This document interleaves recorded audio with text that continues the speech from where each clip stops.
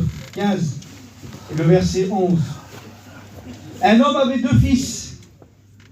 Le plus jeune dit à son père, « Mon père, donne-moi la part de bien qui doit me revenir. » Et le père leur partagea son bien.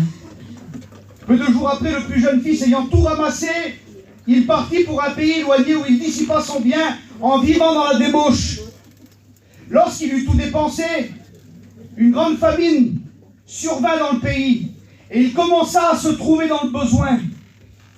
Il alla se mettre au service d'un des habitants du pays qui l'envoya dans les champs pour garder les cochons. Il aurait bien voulu se rassasier des carouges que mangeaient les biens d'ouvriers chez mon père, ont du pain en abondance, et moi ici je meurs de faim.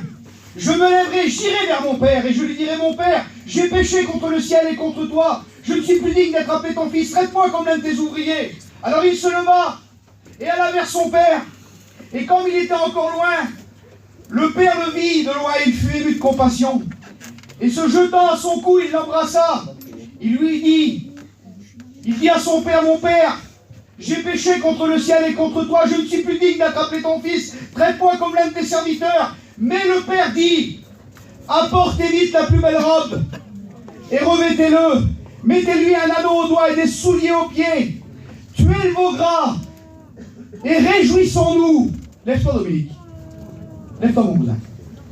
Car mon fils que voici était mort et il est revenu à la vie. Gloire à Dieu. Voilà le Dieu qu'on prêche. Dieu, c'est un père. C'est un papa dans le ciel. C'est un Dieu d'amour. Qui c'est qui a des enfants qui lèvent la main? Vous les aimez? Vous les aimez? Vous donnerez votre vie pour eux. Vous avez des bons projets pour eux. Vos enfants, vous avez des bons projets pour eux. Est-ce que vous voulez que vos enfants souffrent? Vous ne voulez pas, vous? Dieu, il est votre Père. Il vous aime. Il ne veut pas que vous souffrez. Dieu vous aime. Le diable ne vous aime pas. Le péché ne vous aime pas. Les boîtes de nuit ne vous aiment pas. L'alcool ne vous aime pas. La drogue ne vous aime pas. Le péché, le mal ne vous aime pas. Jésus vous aime. Quand vos enfants sont nés, vous avez pleuré? Qui c'est qui a pleuré quand ses enfants sont nés? Dieu qui a vu pleurer. J'ai pleuré, mais j'ai pleuré de joie. Je disais quelle beauté, mais c'est à moi. Merci Seigneur, quelle beauté. Et ça c'est Dieu. Tous les bons moments que vous avez eus dans votre vie, quand vos enfants sont nés, que vous les avez portés dans vos mains, que vous avez pleuré, ces sentiments qui étaient en vous, c'est Dieu ça. Le jour où vous vous êtes mariés avec votre femme, que vous êtes partis en voyage de noces, cette joie qu'il y avait dans vos cœurs, c'est Dieu ça. Toutes les bonnes choses qui vous arrivaient sur la terre, c'est Dieu. Mais tout le mal, le péché, le mensonge, la bagarre, les vilaines paroles, tout ça, c'est le diable. Mais Dieu, c'est un père. Écoutez, la Bible dit que cet homme, ce père, il avait 2 fils. Ce père, il nous représente Dieu, le Créateur. Et ce fils-là nous représente l'humanité perdue. La Bible dit que c'était le plus jeune. On a tous été jeunes.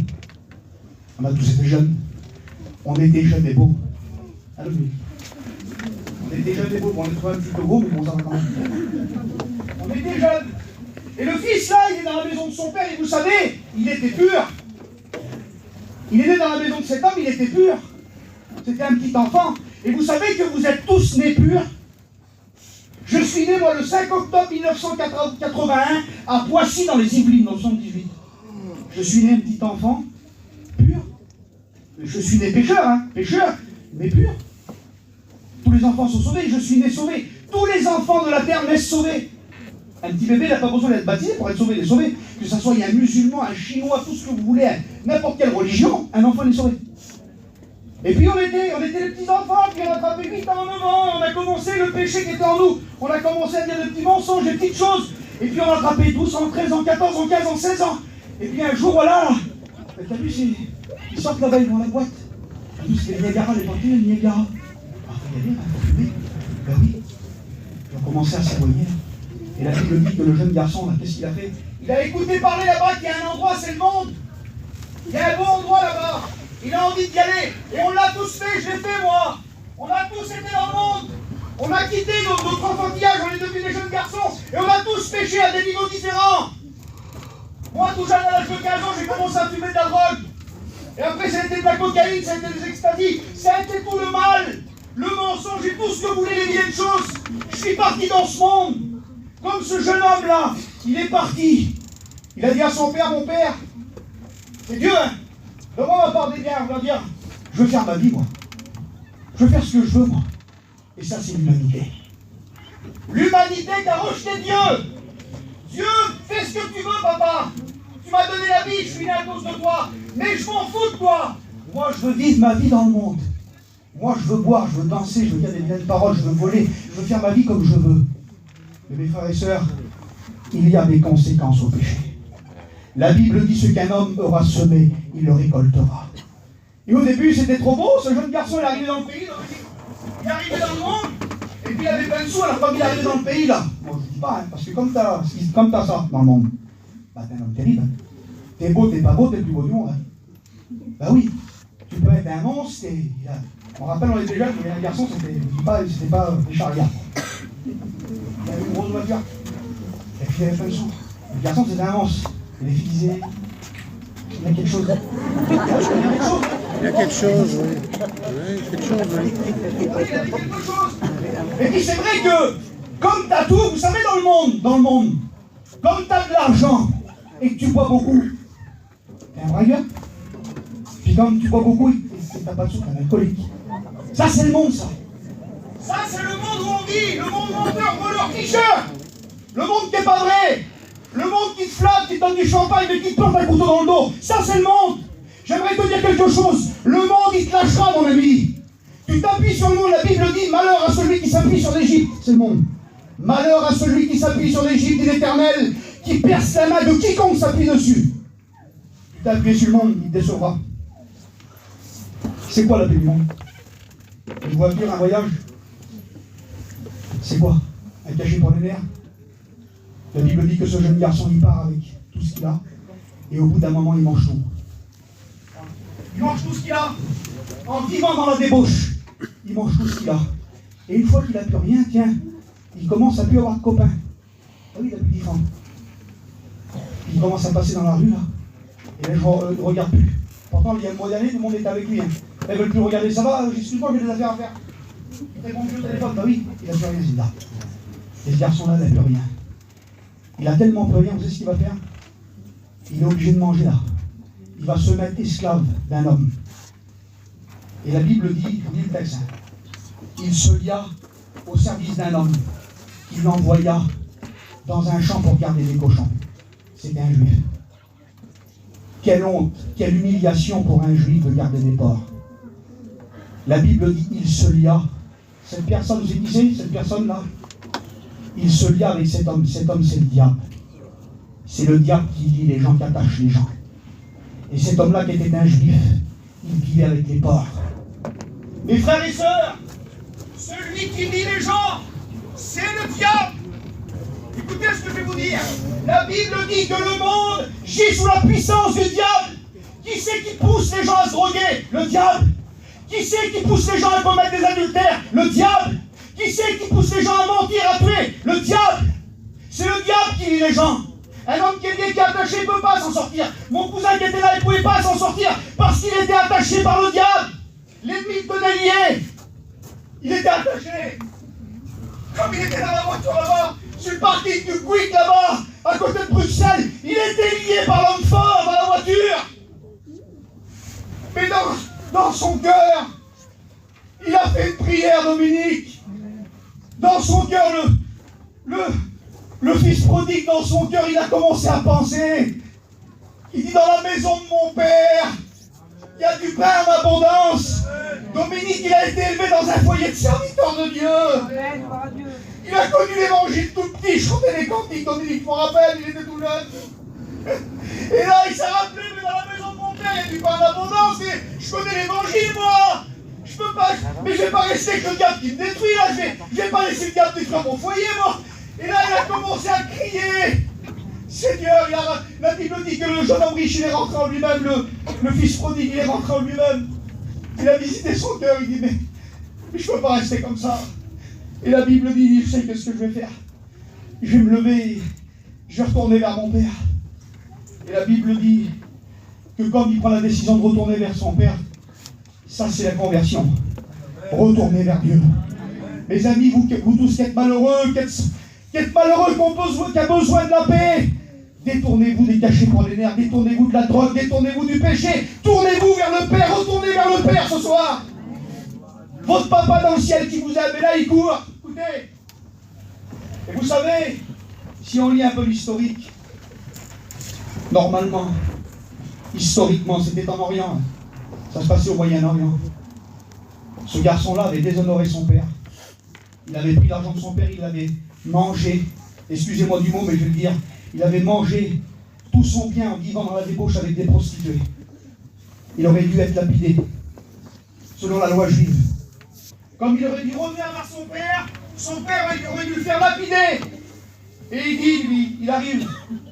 Et son père le regarde de loin, écoutez. Il le regarde de loin. Il est là devant la maison. Il voit une silhouette arriver au loin. Sûrement qu'il y a des larmes dans ses yeux. Et là, il regarde, et de ce coup, le fils, il court. Il commence à courir. Et là, il arrive devant le père. Il se jette à ses pieds, il dit, mon père, pardonne-moi, et c'est ce qu'il faut que tu fasses ce soir. Te jeter aux pieds du Seigneur et dire, Père, pardonne-moi. Vous savez ce qu'il fait, Dieu? Il n'a pas châtié. Il n'a pas crié, le père. Il n'a pas tapé, il n'a pas dit, t'as vécu dans la débauche, t'as fait des vilaines choses, et bien tu mérites ce que t'as, non? La Bible dit, il a dit à tous ses serviteurs, il a dit, apportez-lui la plus belle robe, habillez-le. Il dit, mettez-lui un anneau au doigt, mettez-lui des souliers aux pieds, il dit, tuez le beau gras. Je vais vous dire quelque chose, on se réjouit ce soir, parce que le beau gras, le Seigneur a été crucifié à la croix il y a 2000 ans. L'agneau a payé, on se réjouit. C'est pour ça que je suis habillé en blanc ce soir. Je me réjouis. Je suis habillé d'un vêtement blanc parce que mon cœur est en joie. Car il dit ça, écoutez bien. Car mon fils qui était mort, il est revenu à la vie. Le Seigneur donne la vie à ceux qui sont morts. J'étais moi-même mort il y a 22 ans derrière. Il y en a combien qui étaient morts là, que le Seigneur a ressuscité? Levez la main, ceux que le Seigneur a ressuscité, écoutez. Et je vais terminer par ce petit témoignage, on va prier, écoutez. Le Seigneur connaît quelque chose. Ta conversion, elle est déjà préparée. Écoute bien, ta vie, elle était déjà écrite. Ce que je vois ce soir, je suis en train de prêcher là, je l'ai vu moi il y a 25 ans en arrière avant que je me convertisse.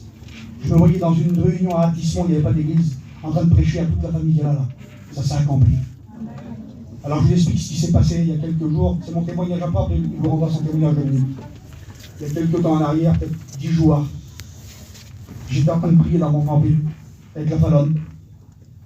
Et là, d'un seul coup, je pensais à mes cousins parce que je voulais vous dire, devant Dieu que c'est vrai, il y a la Bible qui est là. Devant Dieu que c'est vrai. Il n'y a pas une journée. Ma femme est là pour le dire, elle prie avec moi tous les jours. Mes enfants sont là, ils m'écoutent. Il n'y a pas une journée où je dis pas dans ma prière pour mes copains, Seigneur, bénis Larry, bénis Joseph, bénis mes copains, les petits Théo, les cousins, bénis les rues d'Atismont, Seigneur. Sauve-les, le petit Johnny, tous les jours je prie pour eux. On est devant ensemble, le Johnny c'est mon frère. Si vous saurez comment j'ai à cœur, comment je voudrais qu'ils trouvent l'évangile, la vérité, la parole de Dieu. Il n'y a pas une journée que je ne prie pas pour eux, Rodolphe. Hein, mon cousin. Et puis Rodolphe aussi connaît, on avait les mêmes garçons, on avait dit la même chose. Et puis Rodolphe, je suis là dans le camping. Et je prie. Et d'un seul coup, je pense au Dominique. Je dis, Seigneur, bénis-le, Dieu, il a besoin de toi. Et d'un seul coup, quand je prie pour lui, je sens la présence de Dieu tomber et je pleure. Et c'est comme si le Seigneur me disait, continue, je priais. Et j'étais visité par le Saint-Esprit. Et 2 jours après, je me suis couché. Et dans la nuit, à 3h du matin, j'ai fait un rêve. Dans ce rêve-là, je voyais des gens en rond en train de prier. Je voyais un Noir, un Chinois, un Américain. Je voyais toutes les nations du monde en rond, comme ça. Ils priaient, ils parlaient en langue. Et le Seigneur me disait, mets-toi avec eux dans le rond, là. Je me mettais avec eux dans le rond, et je priais, j'étais visité par le Saint-Esprit, et je pleurais. Et d'un seul coup, je me tournais, là, je voyais un homme lié. Quelqu'un qui était mal rasé, qui était sale, qui était misérable. Et le Seigneur me disait, prie pour lui. Mais moi, je ne voyais pas cette vie. Je voyais juste un homme qui souffrait. Et dans le rêve, le Seigneur me disait, prie pour lui. Et quand je priais pour lui, il était délivré. Et comme il se retournait, là, c'était mon cousin Dominique. Il était comme il est là ce soir, là. Les yeux tout bleus, tout nets. Il était comme on avait 18 ans, qu'on était dans les îles ensemble. Et je disais, Dominique, qu'est-ce que t'as eu, mon cousin? Qu'est-ce que t'as eu? Il dit, Norton, j'ai rencontré Jésus. Il m'a sauvé. Et quand je me suis réveillé à 8h du matin, je suis pas là, elle a fait du café. Je suis pas là, j'ai réveillé mon cousin. Ah, j'ai pris le sang, je vais appeler, il était 8h. Alors j'attends, je vais attendre un peu. Et je l'ai appelé à 11h. Je l'ai appelé à 11h. Et je l'ai appelé 3 fois pour lui expliquer. Et après, il est arrivé ce qui est arrivé. Et je voulais terminer la prédication comme ça. On va faire la prédication à 2 soirs. Il va rendre son témoignage. Amen. Viens, Dominique.